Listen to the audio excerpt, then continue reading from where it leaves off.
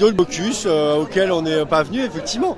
Parce que moi, c'est pas mon lieu de manifestation ici. Je suis pas là pour revendiquer quoi que ce soit. À part que les marches d'un lycée ne sont pas le terrain de jeu de la police et d'une direction et de la confrontation. Surtout qu'il y a possibilité de dialoguer avec les lycéens, avec la direction en principe. Vous avez assisté aux événements du vendredi qui a vu les forces de l'ordre intervenir? Non, j'étais pas sur place. J'étais pas sur place, non. Et votre enfant vous l'a raconté? Mon enfant me l'a raconté, tout à fait, elle était là. Il y a aussi des vidéos qu'on tournait. Et puis des Si. Merci à vous. Bonne journée. Bonne journée.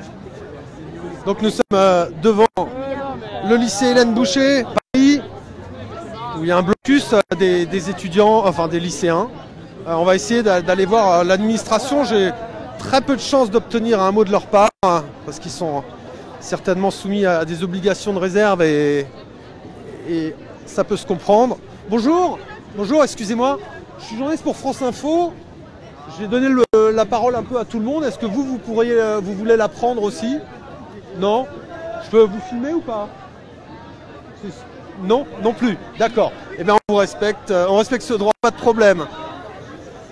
Donc ici, à peu près tous les étudiants, les lycéens, non, pas tous les lycéens, certains vont rentrer en cours, mais il y en a des centaines devant le lycée qui participent au mouvement de grève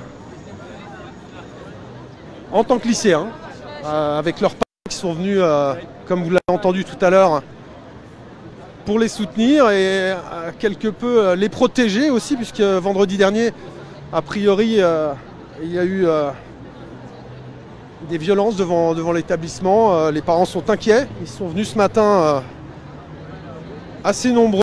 Enfin, j'en ai vu une dizaine, une quinzaine, avec des petites affichettes sur les manteaux pour montrer qu'ils étaient parents d'élèves. On va encore en revoir. Bonjour monsieur. Bonjour. Vous êtes... Pardon? Je suis occupé, excusez-moi. Oui, pardon, excusez-moi, c'est moi qui m'excuse. Je vais essayer de trouver un parent d'élève qui a expliqué sa position. Les dames en ont marre, ça fait 3 fois qu'elles le font.